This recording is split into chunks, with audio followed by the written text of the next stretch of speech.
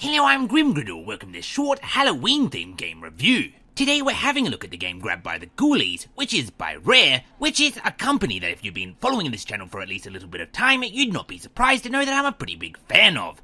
What is, however, a little bit surprising is that despite that during the Nintendo 64 era, I was practically hooked on Banjo-Kazooie and Perfect Dark, when I switched to the Xbox for some reason, I never actually played this game until last year.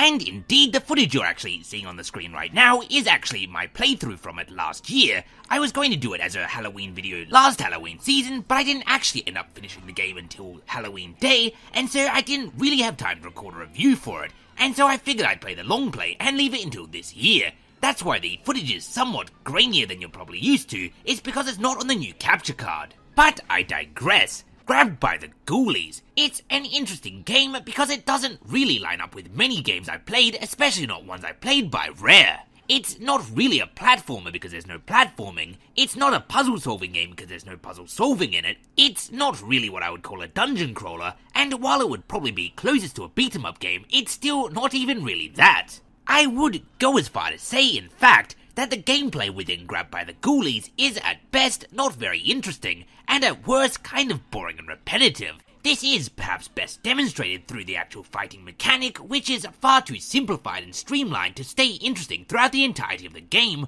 or really, even throughout the entirety of one fight scene. But despite this, it's still somehow an enjoyable experience. You'll notice I said experience though, and not game. You see, Grabbed by the Ghoulies, despite being called a video game, is, in my opinion, more accurately summed up as an interactive ghost house tour.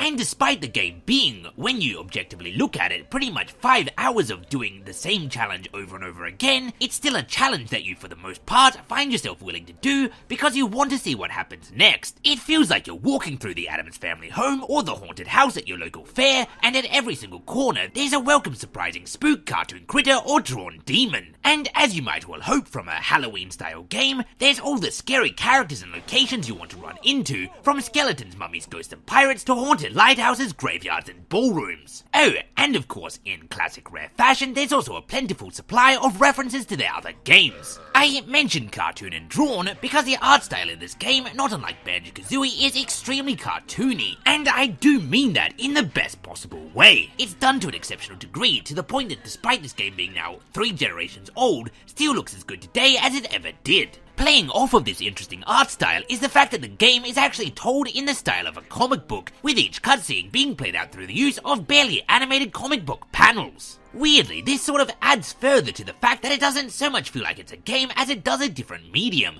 I think if sold as a comic book, you could have probably enjoyed it about on the same level, only really missing out on the music and the occasional jump scares. Although that said, missing out on the music would be a pretty large blow because its soundtrack is, like so many Rare games, done by Grant Kirkhope, which is well worth playing the game for. And on top of the music and art style being quite similar to other Rare games, you also have the classic Rare humour.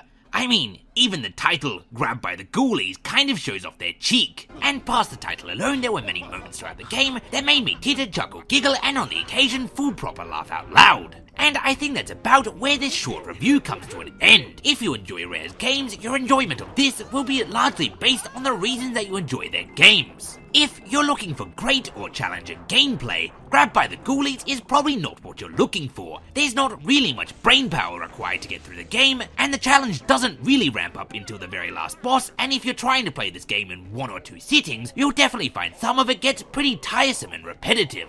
However, if you're looking for good humour, fun graphics, and a spooky trounce to a haunted mansion filled with suitably spooky characters to get you in the spirit of Halloween, then this game will probably do the job for you. It's not a long game. I think I passed it in around about 5 or 6 hours on my first ever playthrough, and it's inexpensive and readily available. It's on the Rare Replay compilation disc, and I believe it's now even being given standalone backwards compatibility to the Xbox One, so it shouldn't be too hard to get your hands on. Go into it expecting a fun walk through a haunted mansion, and you'll probably come out pleasantly surprised. And with all of that said and done, as always, thanks for watching, and until next time, I have been and still am Grim Grindle.